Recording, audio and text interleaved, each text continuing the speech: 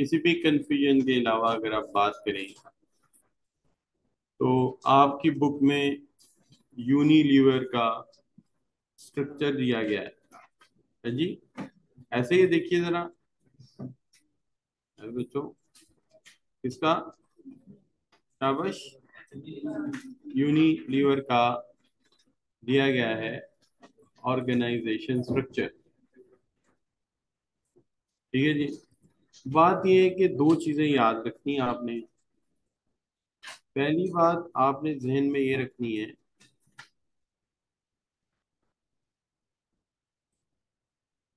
पहली बात आपने जहन में ये याद रखनी है कि हमारा जो इंटरनेशनल पेपर होता है, सीए का हो, एसीसी का हो या एसीसी ग्लोबल का हो, इसमें हमें किसी भी फर्म का नाम यूज करने की इजाजत नहीं होती। यानी हम किसी फर्म को प्रमोट नहीं करते, ये अनएथिकल है।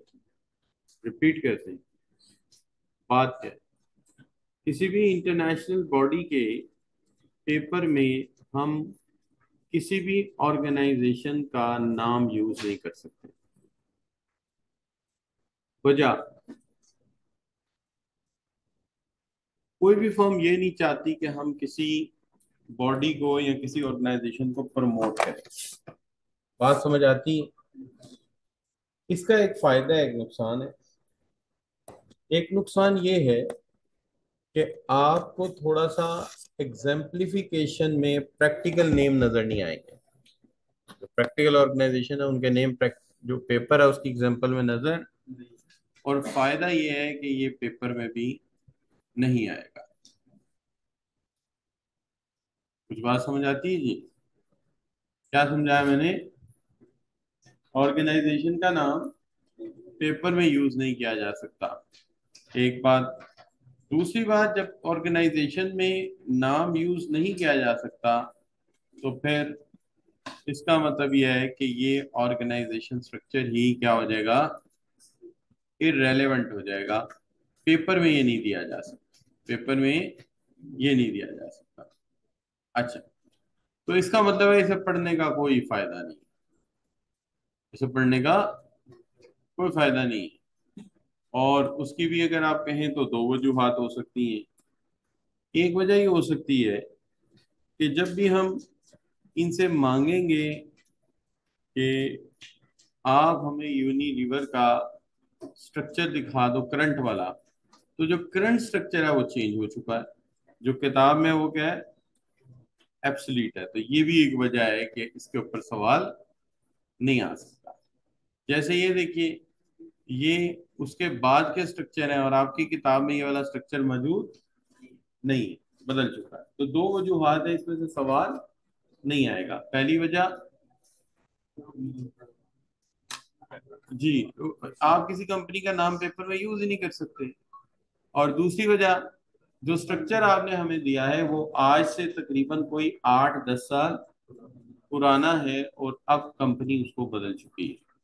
तो दोनों वजूहात की बुनियाद पे ये पेपर में नहीं आएगा। पेपर में क्या आएगा?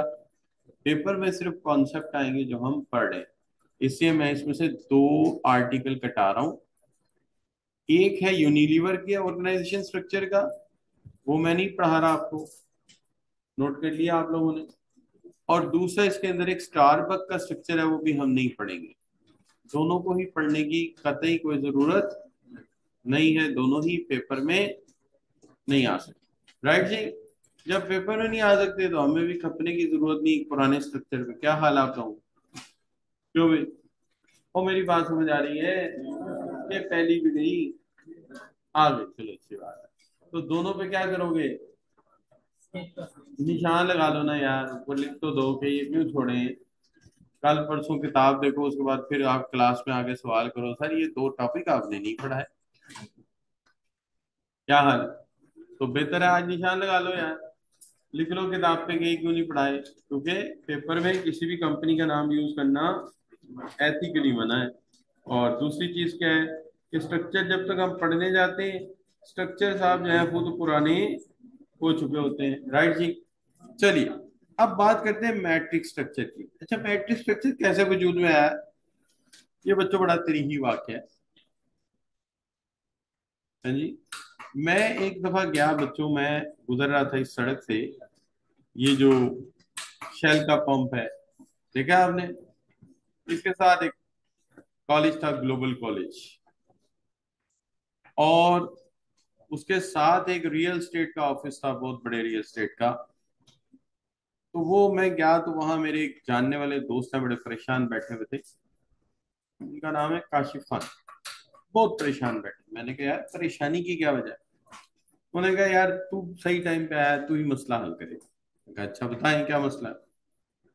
उनका ज्यादातर ताल्लुक जो है वो कंस्ट्रक्शन से था, टाउन डेवलपमेंट से था, और वो कॉलेज खोल के बैठ गए। और फिर उसको चार्टर भी कराया, यूनिवर्सिटी स्टेटस भी दिलवाने गए। यानी काम बड़ा, यानी कि टांग अड़ाई से ही अड़ाई उन्होंने। लेकिन परेशान क्यों? उन्होंने कहा यार मैंने एक स्ट्रक्चर बनाया जिसमें मैं सीईओ, ठीक है, हेड ऑफ, और मेरा बोर्ड ऊपर बैठा हुआ है मेरे साथ, और नीचे हमने बना दिया स्ट्रक्चर। और हमने स्ट्रक्चर बना दिया है डिविजनल। कौन सा स्ट्रक्चर बच्चों? डिविजनल स्ट्रक्चर बना दिया है। तो बहुत बड़े मसले में अड़ गए हैं। मैं कहा अच्छा बताएं क्या है। कहते यार एक डिवीजन हमने बनाया है जो हमारी कंपनी का एक शॉपिंग मॉल बना रहा है। क्या बना रहा है? Shopping mall. ठीक है जी। शॉपिंग मॉल आमतौर पे ना जरा डिफरेंट तरह का होता है। वो जरा हॉरिजॉन्टली डिजाइन किया जाता है, लंबा चौड़ा बिल्डिंग होता है, जाके डिपार्टमेंटल स्टोर बनाए जा सके। दूसरा, हमारी कंपनी ने एक ट्रेड सेंटर बना रहे हैं। ट्रेड सेंटर आमतौर पे थोड़ा सा टावर नमा होता है जी। एक ट्रेड सेंटर बना रहे हैं। और फिर उसके अलावा हम जो है एक टाउन डेवलप कर रहे हैं। ठीक है जी। इसका नाम अलीट टाउन है, अभी भी है फिरोजपुर रोड पे। तो वो हम डेवलप कर रहे हैं। ठीक है जी। अच्छा, उसके बाद वो कहने लगे कि जी दूसरी चीज ये है कि हम एक कॉलेज चला रहे हैं। तो उस कॉलेज का कैंपस बना रहे हैं, और कैंपस के साथ साथ उसका हम हॉस्टल बना रहे हैं। ठीक है, क्या बना रहे हैं? हॉस्टल बना रहे हैं। और उसके साथ हम जो है एक कैंपस, एक उसका हॉस्टल, ठीक है जी, और एक बॉयज हॉस्टल और एक गर्ल्स हॉस्टल, इस तरह करके हम डिफरेंट प्रोजेक्ट्स लेके चले थे। लेकिन हमने इनको डिवीजन का दर्जा दे दिया। अब डिवीजन का दर्जा देने के बाद हर यूनिट के अंडर कोई छः छः डिपार्टमेंट बना दिए गए। कितने बच्चों? तकरीबन छः छः डिपार्टमेंट बना दिए गए। यानी एक फाइनेंस का बहुत ज़रूरी होता है, प्लानिंग। एक परचेज इनका बहुत ज़रूरी होता है, क्योंकि मटेरियल सीमेंट वगैरह खरीदना होता है इन्होंने। अच्छा, एक इनका ऑपरेशन का होता है, जो साथ साथ ऑपरेशंस को देखता रहता है कि जो प्लान है उसको इम्प्लीमेंट किया है कि नहीं किया। ठीक है जी। एचआर बड़ा ज़रूरी होता है, क्योंकि time to time worker engineer hire करने होते हैं। ठीक है जी। और कुछ डिपार्टमेंट ऐसे हैं जिनके लिए मार्केटिंग भी जरूरी है, क्योंकि शॉपिंग मॉल बना तो दिया लेकिन बहरहाल उसको मार्केट तो करना है। इस तरह कितने बन गए बच्चों? पांच बन गए ना। Finance, purchase, operations, HR, marketing. ठीक है जी। अच्छा, तो बच्चों अगर आप देखें तो पांच मैनेजर को, हर मैनेजर को 2 लाख रुपए सैलरी दे रहे थे। कितनी? 2 लाख। तो दो को पांच से जरब दे दे, 10 लाख। 1 मिलियन रुपया सब मैनेजर्स की तनख्वाह हुई।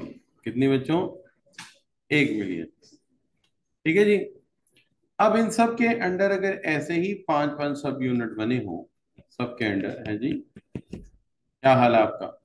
तो पांच छः कितने हैं ये? एक दो तीन चार, कितने बच्चों? छः छः ये। तो कितने मिलियन चला गया बच्चों? 6 मिलियन सीधा सीधा हर 4 हफ्ते के बाद जा रहा है। तो मालिक ने तो परेशान होना ही कि यार ये मैं क्या कर बैठा। अब ऐसी हालत है, मुझे बुलाया कि मैं क्या करूँ। मैंने कहा जी आपने स्ट्रक्चर ही गलत बनाया है। ऐसा स्ट्रक्चर बनाएंगे तो लॉस ही होगा। क्या हाल है? देखिए ना आप, इसलिए कामयाबी से चल लेते कि आपका जिस्म अल्लाह ताला ने स्ट्रक्चर से ही बनाया। अगर आपका एक पैर दूसरे पैर से आधा इंच भी छोटा हो जाए ना, हाँ, यानी माहौल के मुताबिक स्ट्रक्चर नहीं बना, तो बंदा लिंपिंग शुरू कर देगा, लंगड़ाना, आधा इंच का फर्क हुए। लिहाजा ये स्ट्रक्चर अल्लाह ने ऐसा बनाया। तो ऑर्गेनाइजेशन के लिए मामला यही है कि उसका भी स्ट्रक्चर सही बनाओगे तो चलेगी, नहीं तो नुकसान करके क्या करेगी, फारिग हो जाएगी, बैठ जाएगी। क्या हाल है बच्चों? लिहाजा इसको सही चलाना है तो क्या करना पड़ेगा बच्चों? एक स्ट्रक्चर बनाना पड़ेगा, सही सा ऑर्गेनाइजेशन। लो जी, उन्होंने कहा अच्छा भी मुबशर, चल भी तू बता क्या करना चाहिए। मैंने कहा देखिए जी, हम तो हैं मलंग से बंदे, सादा से आदमी, सिंपल मशवरा देंगे। हमने कहा देखिए जी, आपको चाहिए अकाउंटिंग एंड फाइनेंस का एक गाय भर्ती करें, हायर करें। उसे के भाई पैसे थोड़े ज्यादा मिलेंगे, लेकिन हमारे प्रोजेक्ट सारे तुम्हें देखने पड़ेंगे, सारे प्रोजेक्ट देखने पड़ेंगे। हाँ, तनख्वाह दो की बजाय 2.5 लाख दे दो, कोई मसला नहीं है जी। अच्छा, अब परचेज वाले को कहोगे भाई परचेज मैनेजर हो, लेकिन परचेजिंग सारे प्रोजेक्ट की करनी पड़ेगी। ठीक हुई बात। ऑपरेशंस वाले को आपने क्या कहना है, भाई ऑपरेशंस देखने हैं सारे, लेकिन मेरा भाई ऑपरेशन सबके तूने वॉच करने हैं। और एच वाले को कहना है कि भाई हायरिंग सबकी इकट्ठी होगी, और तू एक ही इश्तहार में सारे प्रोजेक्ट के लिए हायरिंग करेगा। सस्ती पड़ेगी महंगी पड़ेगी? और मार्केटिंग वाले के यार एक ही इश्तहार में अगर जाने सारे प्रोजेक्ट मार्केट हो जाए तो क्या ही बात है। क्या हाल है बच्चों? ये हो गया हमारे फंक्शनल मैनेजर्स, फंक्शन है ना ये, मार्केटिंग फाइनेंस वगैरह, ये हमारे फंक्शनल मैनेजर हो गए। और सीईओ हमारा आ गया इस जगह पे, सीईओ आ गया हमारा इस जगह पे। अब हमने उन्हें कहा कि ठीक है, अब इसके बाद आ जाए क्या जी, प्रोजेक्ट मैनेजर्स। अब शॉपिंग मॉल का प्रोजेक्ट मैनेजर जो है वो, जो प्रोजेक्ट मैनेजर आ गया ना, ये अपने तमाम कामों के लिए इन सब से कम्युनिकेट करेगा। सीईओ उसको हेड करेगा, ठीक है। सीईओ हॉरिजॉन्टली भी हेड कर रहा है, वर्टिकली भी। और जो ट्रेड सेंटर वाला है उसके साथ भी ऐसे ही होगा। क्या हाल है बच्चों? सही है भाई?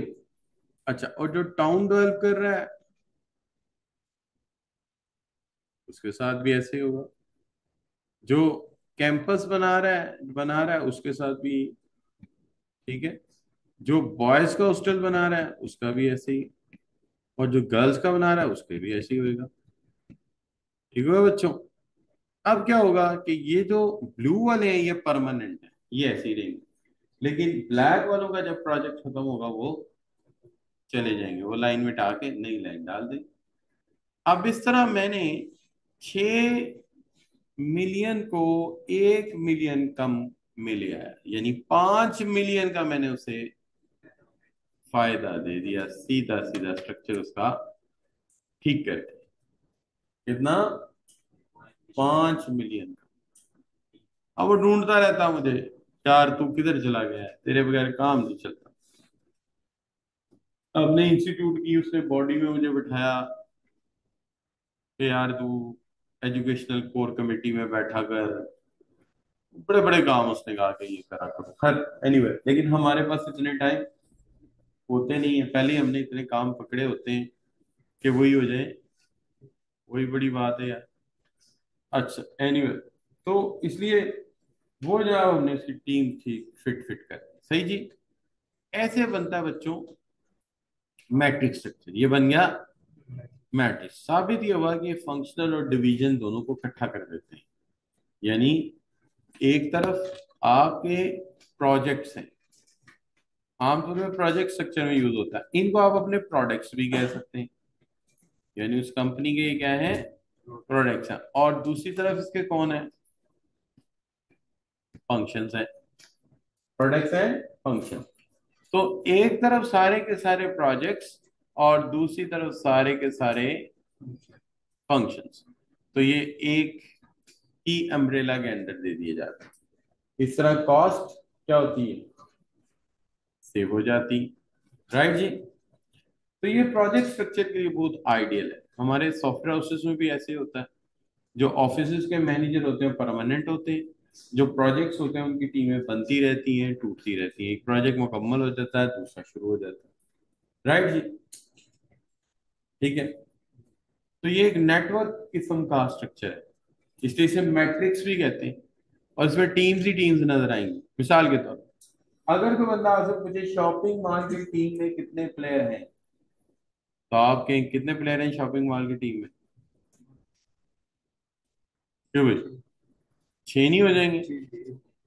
कैसे? Shopping mall, accounting, purchase, operation, HR, marketing. Right ji. ये जो लाइन क्रॉस होगी ये उसकी टीम में खेलेंगे ना। जहां ब्लू लाइन ब्लैक को मैच करेंगी वो उस टीम का हिस्सा बन गए। तो इसका मतलब शॉपिंग मॉल जब बनेगा तो हम कहेंगे शॉपिंग मॉल का project manager, accounts, purchase, operation, HR और मार्केटिंग ने मिलकर इसको बनाया है। और जब ट्रेड सेंटर की बात आएगी हम कहेंगे प्रोजेक्ट मैनेजर ट्रेड सेंटर के साथ मिलकर इसे अकाउंट्स, परचेज, ऑपरेशन, एचआर और मार्केटिंग ने मिलकर बनाया है। इसका मतलब जितनी ब्लैक लाइन है सब ब्लू वाले इसके अंदर खेल रहे हैं, लेकिन एक से ज्यादा टीमों में खेल रहे हैं। क्या बच्चों? एक से ज्यादा टीमों में खेल रहे हैं। एक से ज्यादा टीमों में कैसे खेल रहे हैं भाई? जो अकाउंट्स एंड फाइनेंस वाला बंदा है वो सिर्फ और सिर्फ शॉपिंग मॉल की रिक्वायरमेंट देखेगा। आप क्या कहेंगे? नहीं सर, ये सबकी रिक्वायरमेंट का ख्याल रखेगा। आप कहेंगे नहीं सर, ये सबकी रिक्वायरमेंट का ख्याल रखेगा। इसका मतलब ये एक दो तीन चार पाँच छः, छह टीमों में खेल रहा है एज प्लेयर। छह टीमों में से खेल रहा है प्लेयर। और अगर हम कहेंगे परचेज मैनेजर सिर्फ ट्रेड सेंटर के साथ काम कर रहा है, तो आप क्या कहेंगे? नहीं नहीं सर, ट्रेड सेंटर के साथ खाली काम नहीं कर रहा, बल्कि, बोलो शाबाश, सब बाकी डिपार्टमेंट्स के साथ भी लियाजोन कर रहा है। इसका मतलब वो भी कमोबेश छह टीमों का हिस्सा है। कौन कौन सी? शॉपिंग मॉल, ट्रेड सेंटर, ठीक है जी, टाउन डेवलपमेंट, कैंपस, सबके साथ वो एज अ प्लेयर खेल। ठीक है जी। अब गौर से मेरी बात का जवाब देना। जो अकाउंटिंग एंड फाइनेंस फंक्शन है वो कैसे चल रहा है? तो आप कहेंगे अकाउंटिंग एंड फाइनेंस भी टीम वर्क से चल रहा है। अकाउंटिंग एंड फाइनेंस के काम को हेड कर रहा है अकाउंटिंग एंड फाइनेंस। और ये सारे रिक्वायरमेंट कौन कौन भेजेंगे उसको? छह के साथ मिलकर बजट बनाएगा, छह के छह की रिक्वायरमेंट देखेगा। मैं गलत कह रहा हूँ सही कह रहा हूँ? इसका मतलब अकाउंटिंग एंड फाइनेंस की टीम का कैप्टन कौन है? Accounting and finance manager. और प्लेयर कौन है? Shopping mall manager, trade centre का मैनेजर, टीम टाउन के डेवलपमेंट का मैनेजर, कैंपस का, हॉस्टल का, गर्ल्स हॉस्टल का, सारे प्रोजेक्ट मैनेजर उसकी टीम के प्लेयर है। यानी वर्टिकली देखें तो ब्लैक वाले एज अ प्लेयर खेल रहे हैं फंक्शंस में, और हॉरिजॉन्टली देखें तो कैप्टन कौन है फिर प्रोजेक्ट मैनेजर कैप्टन है और ये सारे फंक्शंस के टीम प्लेयर हैं। और अगर फंक्शन को देखें तो ये सारे उसके टीम प्लेयर हैं। इस तरह इस तरफ से भी ये टीम्स हैं और उस तरफ से भी ये टीम। राइट जी। बात समझ आ रही है? और मुश्किलें लगी। और यार जब ब्लू वाले को देखोगे तो जितनी ब्लैक लाइन क्रॉस हो रही है वो प्लेयर है उसके। और जब ब्लैक वाले को कैप्टन बनाओगे तो जितनी ब्लू लाइन क्रॉस हो रही है वो उसके प्लेयर। राइट जी। अच्छा, चलिए। अब बात आ गई, कहता है कि ये प्रोजेक्ट बेस्ड स्ट्रक्चर है, तो मैंने पहले ही बता दिया आपको। क्यों जी? कहता है the matrix organization is also called project management approach of organization structure. It combines functional it combines functional and product departmentalization. ये फंक्शनल और प्रोडक्ट डिपार्टमेंटलाइजेशन को क्या करती है? कंबाइन करती है। Complementing their strength and weaknesses. ये उनकी स्ट्रेंथ और वीकनेसेस को क्या करती है? कॉम्प्लीमेंट करती है। which brings together people from different functional areas of the organization such as manufacturing, finance, marketing to the work on a special project। तो इन सबको इकट्ठा कर लेती है मार्केटिंग फाइनेंस को। जैसे मैंने अभी कहा ना, इन सबको इकट्ठा कर लेती है मार्केटिंग फाइनेंस को to work on a special project. तो देखिए इस तरफ से जो ब्लैक लाइन वाले प्रोजेक्ट मैनेजर है ट्रेड सेंटर वाले, कोई अकाउंट्स को, परचेज को, ऑपरेशन को, एचआर को इकट्ठा कर लेते हैं अपने प्रोजेक्ट पे काम करने के लिए, राइट जी। अच्छा, each employee has two direct supervisor, हर एम्प्लॉय के दो डायरेक्ट सुपरवाइजर होंगे। ये एक बहुत बड़ा मसला है, एक एम्प्लॉय के दो डायरेक्ट सुपरवाइजर होंगे। अच्छा, यहां तक बात समझ आई है आपको कि नहीं है? क्या हाल है कि पहली भी गई, आ गई? यहां तक समझ आ गई है कि ये एक प्रोजेक्ट स्ट्रक्चर है, और एक प्रोजेक्ट जब होता है तो सारे functional manager as a player उसकी टीम का हिस्सा होते हैं, उस प्रोजेक्ट को मुकम्मल करते हैं। लेकिन एक बंदे के दो बॉसेस कैसे होते हैं? क्या हाल? क्यों जी, ये बात समझने की है, समझा देते हैं, कौन सा बड़ा बात, बड़ी बात। फर्ज करें कि आपको आर्टिकलशिप मिल गई इस कंपनी में, इस कंपनी में आर्टिकलशिप कर रहे हैं, और जाहिर है आपका डिपार्टमेंट कौन सा होगा? ये आप, तस्वीर आपकी थी प्यारी बनेगी। अच्छा बच्चों, नहीं आप ऐसे ही चलते चलते मैंने कभी देखा नहीं। अच्छा, तो अब बात ये है कि ये आप, अच्छा चलो टांगे बना ये लो टांगे, खुश अब। अच्छा, अब देखो, तो अब बात ये होगी बच्चों के, आप इस यहाँ पे काम कर रहे हैं, आप किसके अंडर काम कर रहे हैं बताओ? जब आप अकाउंटिंग एंड फाइनेंस के ऑफिस में, तब आप अकाउंटिंग एंड फाइनेंस मैनेजर के अंडर है। लेकिन जब आपको प्रोजेक्ट पे डिप्लॉय कर दिया गया, आप किसके अंडर आ गए?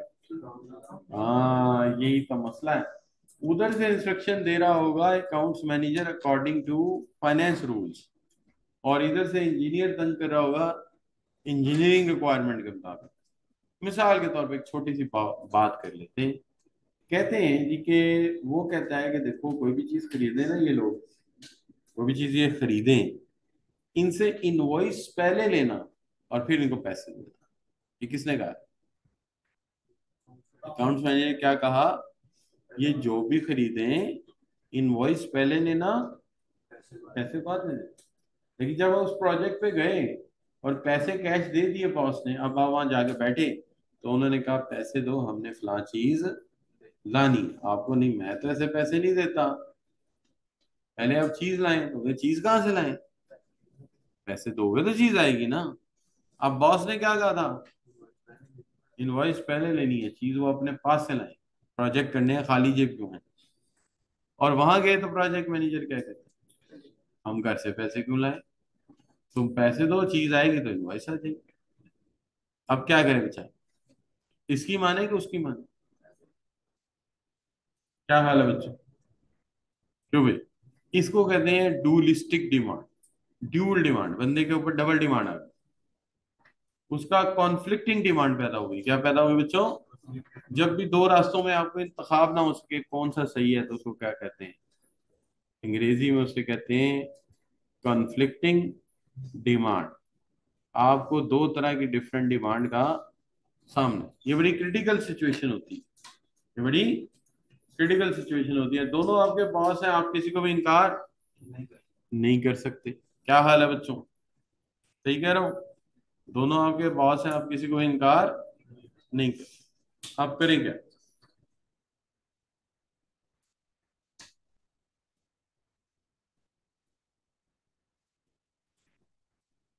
ऐसा एक दो मेरे साथ हुआ। मैं नया नया पढ़ाना शुरू किया ना, मिनहाज यूनिवर्सिटी में, एक बड़ा सूटेड बूटेड सा आदमी मुझे आके क्लास के डिसिप्लिन के बारे में कुछ बातें करने लग गया। वो पहले भी आता था, मैंने कोई परवाह नहीं की, ऐसे शीशा से लगा हुआ दरवाजे में, उसमें झांक के चला जाता था। एक दिन को बात हुई, मैंने कहा जी, मैं, मुझे पता नहीं आप कौन है, मैं तो जानता नहीं, या तो एक बार यूनिवर्सिटी का इंट्रोडक्शन हो जाए सबका। कहने लगा क्लास के बाद आप मिले, गपशप लगाते हैं, चलो ठीक। पता चला जनाब वो उस यूनिवर्सिटी के प्रो वाइस चांसलर साहब हैं, और वो ब्रिगेडियर रिटायर। क्या रिटायर है? ब्रिगेडियर रिटायर्ड है, और वो वहाँ के प्रो वाइस चांसलर है मिनहाजुल कुरान यूनिवर्सिटी के। तो उन्होंने मुझे बुला लिया। तो मेरी आदत है शुरू से, आई एम वेयरिंग सूट, मैं सूट पहना हुआ था, ब्लू कलर का सूट था मेरा। बातें शुरू हुई, उन्होंने कहा जी कि अच्छा, मैं कुछ चीज़ें उनके साथ शेयर की कि देखें ये जो होता है ना, इसका डिसिप्लिन, ये प्लान होता है कि हमें पहले ही पता होता है फलां फलां डेट तक हमने कोर्स मुकम्मल करना है, और फलां फलां डेट तक पेपर होंगे। तो कहते हैं पहले से प्लान कर लेते हैं आप। मैंने कहा यस, पहले से कर लेते हैं। तो खैर अब यहाँ मैंने तीर छोड़ दिया। मैंने कहा जी कि देखिए, you are an army man, so you know what's planning. It's difficult to tell someone who is civilian. तो तुम एक आर्मी मैन हो, तुम्हें प्लानिंग समझाना ज्यादा आसान काम है, लेकिन ये सिविलियन से शेयर करना बड़ा मुश्किल है। उसने कहा how you you came to know this, how you. मैंने कहा जी कि I serve in Pakistan air force, Pakistan air force में सर्व किया है। अच्छा, वो काम। मैंने कहा मैं पीएफ वाली शोरकोट में इकोनॉमिक्स का लेक्चरर रहा हूँ, तो वहां तो सारा निजाम ही उनका होता था। वो उसने बड़ा अप्रिशिएट किया, उसने बिस्किट बिस्किट मंगा दिए, चाय रख दी मेरे सामने, गपशप आगे बढ़ गई। अब ये बात जब पता चली डीन साहब, डीन होता है एकेडमिक हेड, उन्हें बड़ा गुस्सा चढ़ा। ये दोनों एक दूसरे के सख्त खिलाफ थे। जो उसका ग्रुप था वो उसके ताब में रहता था, जिसका ग्रुप था वो उसके ताब में रहता। वो व्हाट्सएप थे, उन्हें बुला रही कि अब हमारी एकेडमिक की बातें आप उनसे शेयर करेंगे। अब मैंने तीर वहां भी चलाना था, मैं चला दिया। मैं सर आपको पता है ये फौजी साले सारी उम्र तो मोर्चे खोदते रहे, सलूट मार मार के दिमाग इनके हिले होते हैं। तो अब इनको भेज दिया एजुकेशन में, तो टांग तो इन्होंने अड़ानी है हर चीज में, तो मोर्चे से निकल के टांग अड़ा देते।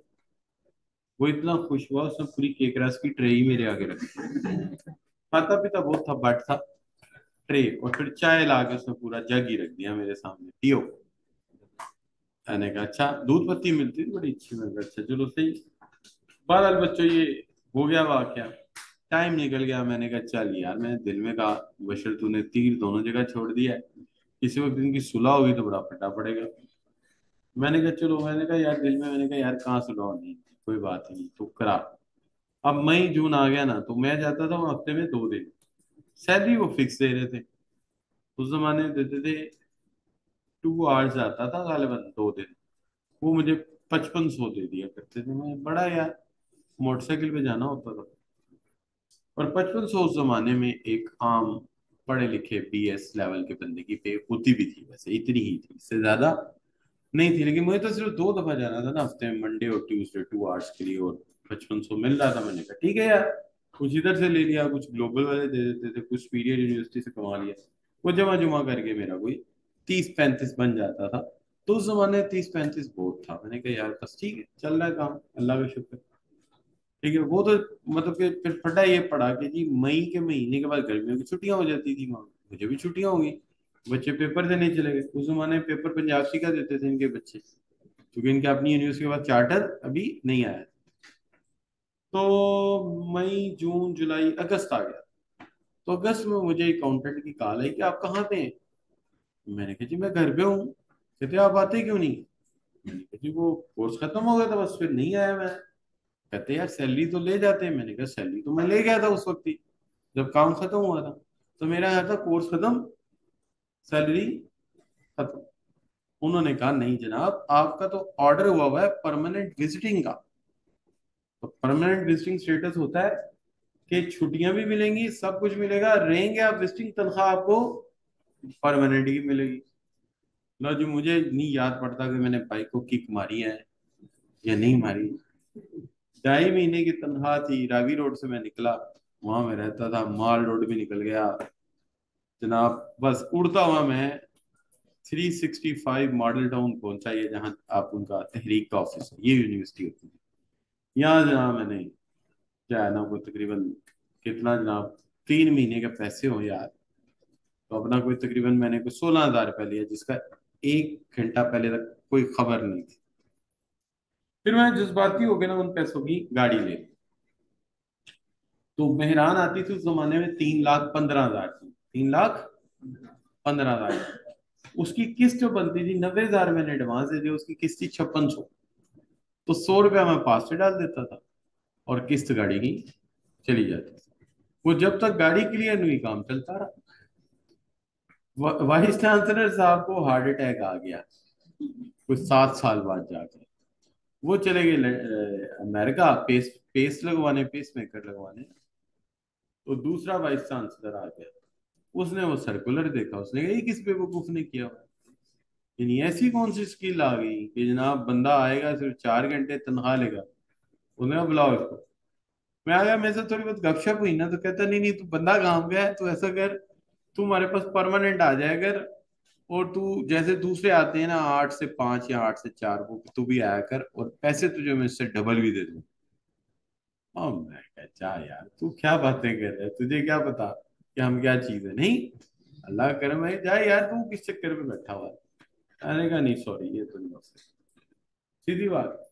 भाई रीजन ये है कि मैं तो फ्राइडे वाले दिन भी ना, यानी इधर से जुम्मे की नमाज पढ़ के एक बर्गर लेके मोटरवे पे चला जाता था, गवर्नमेंट कॉलेज यूनिवर्सिटी फैसलाबाद पहुंच जाता था। उधर जाके मेरे 2 लेक्चर होते थे, 3 से 6, 6 से 9। सैटरडे मेरे 3 या 4 होते थे, सुबह 9 से लेके रात 9 तक ना, 9 से 12, 12 से 3, 3 से 6, 3 से 9। और संडे को भी एग्रीकल्चर में मैंने 1 या 2 पढ़ा के वापस लाओ।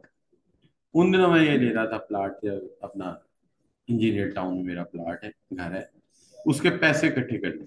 ये था कुछ 16 लाख, ठीक है। तो मैं उसके पैसे पूसे इकट्ठे कर रहा था, तो गरीब आदमी था, मैंने कहा यार काम कर भैया, पैसे इकट्ठे कर, ताकि लेकिन ये प्लाट था कोई तकरीबन आप कह लो 18 मरले का, 1 कनाल का था ये तकरीबन। तो बड़ा 16 लाख में था, पैसे पूसे इकट्ठे करने में आएगा, जाओ जाओ तुझे केरे चक्कर ही पे हो यार। लेकिन ये कि ड्यूल डिमांड ने एक दफा मुझे बड़ा खींच के रखा। लेकिन अगर बंदा टेक्निकली परफेक्ट नहीं है, थोड़ा कम्युनिकेशन अच्छा नहीं है, कोल्ला साथ नहीं दे रहा, तो फिर समझ लो कि बंदा फंस गया किसी न किसी के चक्कर में। वो बॉस इधर खींचेगा, ये उधर खींचेगा। यही बात वो कह रहा है कि एक बंदे के 2 डायरेक्ट सुपरवाइजर होंगे। तो जो जो क्लासिकल मैनेजमेंट राइटर हैं, वो कहते हैं दुनिया की सबसे बड़ी गलती है, वो बिलीव करते हैं एक कॉन्सेप्ट पे, उसे कहते हैं यूनिटी ऑफ कमांड। क्या कहते हैं बच्चों? यूनिटी ऑफ कमांड का जो कॉन्सेप्ट है वो ये है कि एक बंदे का बॉस हर सूरत क्या होना चाहिए, एक ही होना चाहिए। कि one one worker must be answerable to one superior official, दो को आंसरेबल नहीं होना चाहिए। राइट बच्चों? अच्छा, अब वो कहता है कि जी matrix organization project organization structure है, जहां ये आमतौर पे डिफेंस में, एरोस्पेस इंडस्ट्री में बहुत ज्यादा यूज होता है। डिफेंस जहां वेपन वगैरह तैयार होते हैं ना, प्रोजेक्ट्स की बात हो रही है। अच्छा, अब वो कहता है the challenge was to complete the project on time. यहाँ पे चैलेंज ये होता है कि प्रोजेक्ट को ऑन टाइम और ऑन बजट। अच्छा, अगर डिले हो गया तो भी कॉस्ट ज्यादा आएगी, और अगर क्वालिटी इंफीरियर हो गई तो भी बेड़ा गर्क हो जाएगा उसका। यानी दोनों चीजों का ख्याल रखना है कि टाइम पे भी मुकम्मल हो और बजट भी मुकम्मल हो। However, the traditional functional structure within the construction companies meant no one was responsible है, क्योंकि फंक्शन स्ट्रक्चर में तो वो अपने काम का जिम्मेदार होता है, प्रोजेक्ट का तो जिम्मेदार होता ही नहीं है। लिहाजा वो स्ट्रक्चर तो यहाँ चल ही नहीं सकता। लिहाजा मैट्रिक्स ऑर्गेनाइजेशन मैनेजमेंट इंट्रोड्यूस करती है to overcome the problem. Project manager appoint कर दिए जाए, वो प्रोजेक्ट को देखें, और दूसरी तरफ फंक्शनल मैनेजर बैठे हों जो अपने फंक्शनल एरियाज को देखें, जैसे मार्केटिंग है, फाइनेंस है, अकाउंटिंग है। तो लिहाजा उन्होंने क्या कहा, 2 तरह के हेड होने चाहिए। एक कौन से बच्चों, और दूसरे कौन से? Functional manager. तो देखिए ऐसे किया है मैंने, क्या हाल है, ये देखिए ये क्या है, और ये कौन से हैं? राइट जी, तो ऐसे हमने किया है। अच्छा, अब वो कहते हैं यूनिटी ऑफ कमांड का एक मसला है। कहते हैं ड्यूल कमांड स्ट्रक्चर है, जिसके in matrix organization traditional vertical command structure has an overlay of horizontal authority or influence. तो यहाँ ड्यूल कमांड सिस्टम है, एक बंदा कई बॉसेस को आंसरेबल है। जो रिवायती हमारे राइटर हैं, क्लासिकल मैनेजमेंट राइटर, वो इस पे बिलीव करते हैं एक बॉस हो और उसके अंडर बहुत सारे वर्कर हो, कोई मसला नहीं। लेकिन इसको वो क्या कहते हैं, this is unity of command. लेकिन इस स्ट्रक्चर में प्रॉब्लम क्या है, एक बंदे के बॉस ए भी है और एक बंदे का बॉस बी भी है। इस तरह वो ये कंफ्यूज हो जाता है कि वो ए की बात माने या बी की बात माने। क्या हाल है बच्चों? है ना। आप देखिए ना, मर्द की जिंदगी में सबसे मुश्किल दौर कौन सा होता है? जब उसकी शादी हो जाती है, क्योंकि उसके दो बॉस बन जाते हैं, एक उसकी बीवी, एक उसकी माँ। तो ये मुश्किल हो जाता है, इसलिए कहते हैं कि मर्द की सबसे मुश्किल लाइफ कब शुरू होती है? जब शादी होती है ना। यानी कि मेरे तो अक्सर फीमेल्स जो मेरी कलीग रही उनसे सुना है कि जो लड़की होती है उसने एक दफे रोना होता है जब गाड़ी में बैठ रही होती है, और मर्द दूर खड़ा सोच रहा होता है, और औरत कह रही होती है मैं आज ही रो रही पुत्र, तू रोज रोना है। तो मर्द का जो मामला है वो खासा मुश्किल होता है। क्या हाल है बच्चों, है कि नहीं? फिर उसमें जद्दोजहद शुरू हो जाती है ना, बीवी चाहती पूरी तनख्वाह मुझे मिले, और माँ चाहती है पूरी तनख्वाह मुझे मिले। और अगर कोई लल्लू सीधी बातें करनी शुरू कर दे तो वो फंस गया, वो फंस गया। इसको बड़े टेक्निकली हैंडल करना पड़ता है आपको, वरना आप मुश्किल में फंसेंगे। क्या समझे, है ना जी? तो ये बहुत मुश्किल टाइम होता है। तो you have to manage the both of things, कि दोनों को लेके चलना है, आप चलें कैसे, है ना जी? तो ये is a tough time for a man.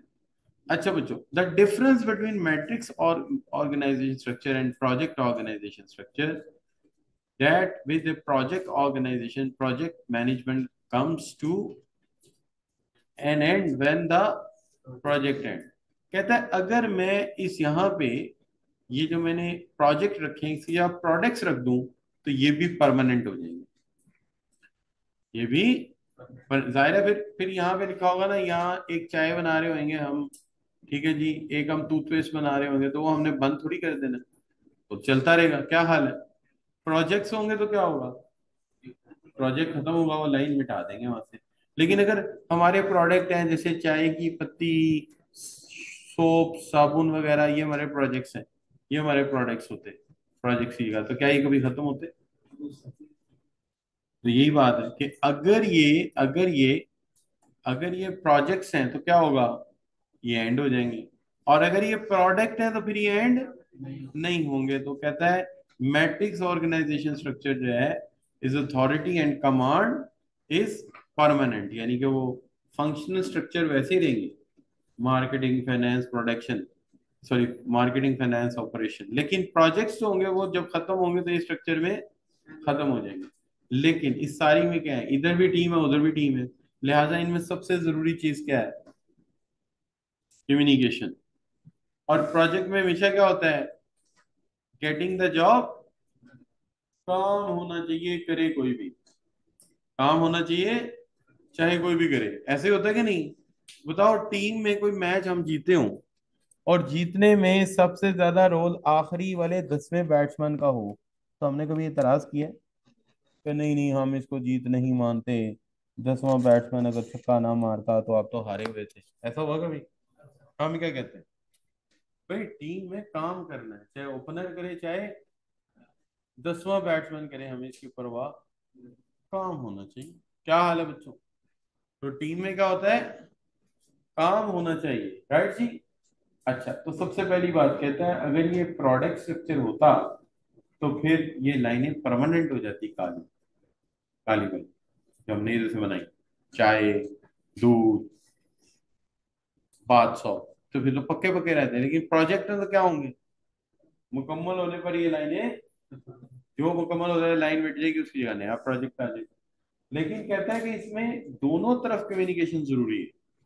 Project manager को सारे फंक्शनल मैनेजर के साथ इन टच रहना है, और फंक्शनल मैनेजर को तमाम प्रोजेक्ट के साथ इन टच रहना है, ठीक है। और यहाँ ये मैटर नहीं करता काम किसने किया, काम होना चाहिए। कहते हैं टीम का एक रूल होता है, अगर काम ना हो रहा हो, यहाँ बंदा रिप्लेस करो या उसकी ट्रेनिंग करो। अगर काम नहीं होता तो फिर टीम का कोई फायदा नहीं है। क्या हाल है बच्चों, है कि नहीं? आगे क्या आगे बच्चों, कहते हैं कि geography, in large companies in which there are divisional manager responsible for geographical market or particular product and for profitability of the market of a product। अगर ये जियोग्राफिकल डिविजन हो जाए, इस तरफ फंक्शनल हो, उस तरफ जियोग्राफिकल हो जाए। कैसे? फर्ज करें कि ये जो काली वाली लाइनें हैं, यहाँ लिखा हो ये शॉपिंग मॉल की जगह अफ्रीका, नीचे लिखा ऑस्ट्रेलिया, यूरोप, और उस तरफ लिखे हो फंक्शनल, तो ऐसे भी तो हो सकता है।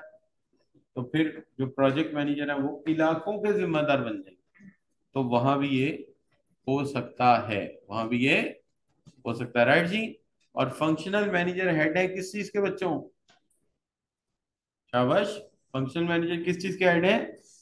कहता है divisional manager responsible for geographical market, अगर ऐसा किया जाए। और फंक्शनल मैनेजर जिम्मेदार किस चीज के हैं? अपने फंक्शनल एरियाज के, राइट जी। कोई चीज मुश्किल? डन हो गया जी। तो ऐसी सूरत में क्या होगा, ये देखिए, एशिया, अमेरिका, यूरोप, और इधर क्या होगा, मार्केटिंग, फाइनेंस एंड प्रोटेक्शन। तो ये भी हो सकता है जियोग्राफिक वहां और यहाँ पे फंक्शन आ जाए। अब बेशक इस तरह करते हैं, फंक्शन उधर करते हैं इधर करते हैं, ठीक है, नो मुश्किल, ऐसा भी हो सकता है।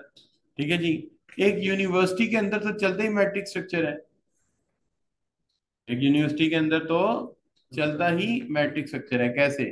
हेड ऑफ डिपार्टमेंट होगा बिजनेस का, इकोनॉमिक्स का, फाइनेंस का, क्या हाल है?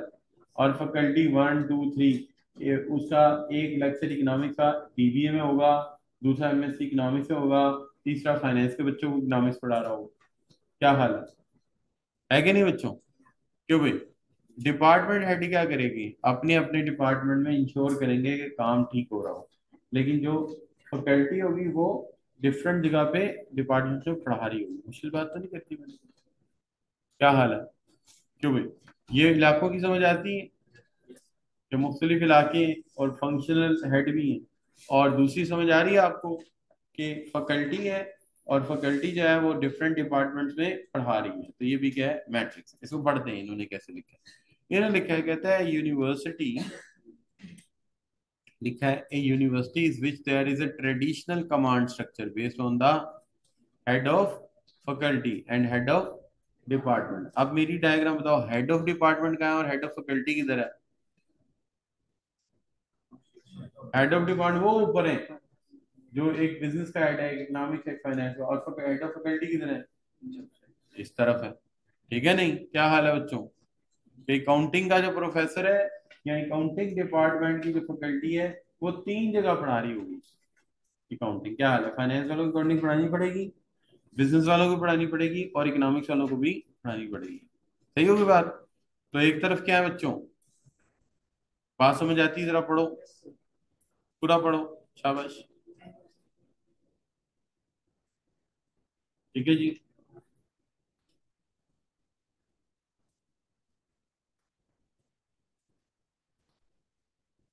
तो बात कुछ समझ आ रही कि नहीं आ रही, कि पहले वाली भी गई? आ रही है? चलो अच्छी बात है। तो आज के इस लेक्चर में हमने क्या क्या पढ़ा? हमने पढ़ा है मैट्रिक स्ट्रक्चर आमतौर पे प्रोजेक्ट से रिलेटेड होता है, आमतौर पे प्रोजेक्ट से रिलेटेड होता है। और प्रोजेक्ट्स होते हैं जनरली, प्रोजेक्ट्स होते हैं एक तरफ, और दूसरी तरफ क्या होते हैं, फंक्शंस। अगर प्रोडक्ट्स होते तो परमानेंट हो जाते, प्रोजेक्ट्स से तो क्या होगा? और एक बंदे कितने बॉसेस होते हैं? दो बॉसेस होते हैं। और ये स्ट्रक्चर जो है आमतौर पे जियोग्राफिकली भी इस्तेमाल होता है। क्या हाल है? एक मार्केटिंग वाला एशिया की भी मार्केटिंग को देखेगा, अमेरिका की भी देखेगा, और यूरोप की भी देखेगा। और ये स्ट्रक्चर जो है ये यूनिवर्सिटीज में भी इस्तेमाल होता है। एक तरफ हेड ऑफ डिपार्टमेंट्स होते हैं, दूसरी तरफ फैकल्टीज होती है, राइट जी। मुश्किल बात तो नहीं कर दी मैंने कोई? चले आप कह रहे हैं तो मान लेते हैं, सही है जी। तो ये बात क्या हो गई, डन हो गई जी। सही है, तो यहाँ आके मैट्रिक स्ट्रक्चर आपका